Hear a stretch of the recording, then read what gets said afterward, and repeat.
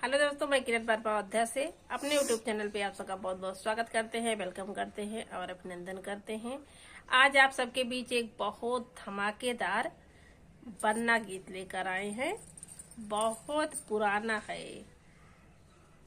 है लेकिन गाने में बहुत अच्छा है, बहुत सुंदर है। बहुत इसकी सुंदरता राग में है। आप लोग भले ही पुराना गीत है लेकिन आप लोग जहाँ गाएंगे इसका इतना अच्छा राग है, इतना अच्छा ये गाना है कि आप लोग एक बार गाएंगे तो लोग सुनेंगे। हाँ तो बहनी, हमें आप सब सुने गीत के माध्यम से कि कौने कौने, चाहे इसको बारात विदा करते समय गाइएगा, चाहे शाम को जब गवाया जाता है शादी विवाह में 2-4 दिन के आगे से, तब इसको आप लोग गा सकते हैं। ये बहुत ही प्यारा गीत है। हाँ बहनी, तो आप सब लास्ट तक जरूर सुने हैं।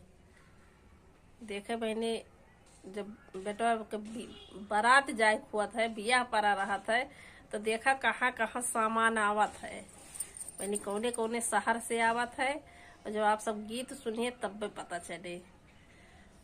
भाई दूल्हा बियाह पड़ा, बेटा का खुशी रहा, हाँ, माई बाप का खुशी रहा, दूल्हा हो कहाँ कहाँ शॉपिंग करे मने कहाँ कहाँ पहुँच जात है। आप सब गीत पूरा सुनिए तब भी आनंद उठाए पाइए, पता चले कि कहाँ कहाँ बहनी दूल्हा का सामान आ रहा है। बहुत छोट बा लेकिन बहुत सुंदर बन्ना गीत बाटे, एकदम दादी नानी के जमाने के बाटे। तो आप सबका गीत कैसे लगे कमेंट के माध्यम से जरूर बताइए।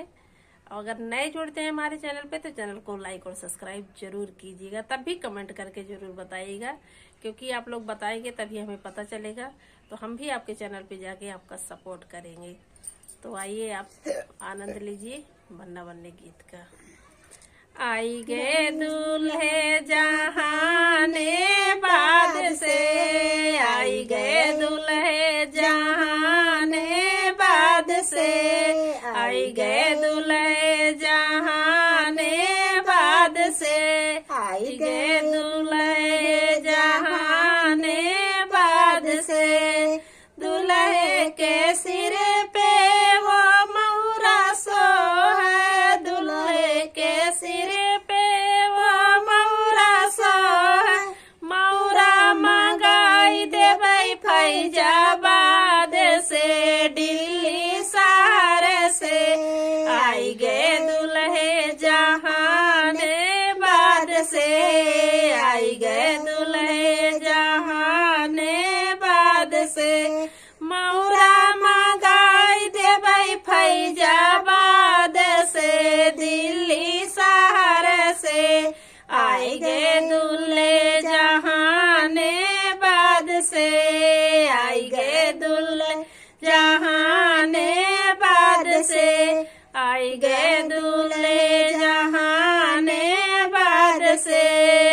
दूल्हे के कानों कुंडल सो है, दूल्हे के कानों कुंडल सो है, कुंडल मंगाई देबै फैजाबाद से, दिल्ली शहर से। आई गे दूल्हे जहाने बाद से, आई गे दूल्हे जहाने बाद से, कुंडल मंगाई देबै फैजाबाद से, दिल्ली शहर से। आई गे दूल्हे जहाने बाद से, आई गे दूल्हे जहाने बाद से। बन्ने के अंग में वो जामा सो है, बन्ने के अंग में वो जामा सो है, सुटवा मंगाई देबै फैजाबाद से, दिल्ली शहर से।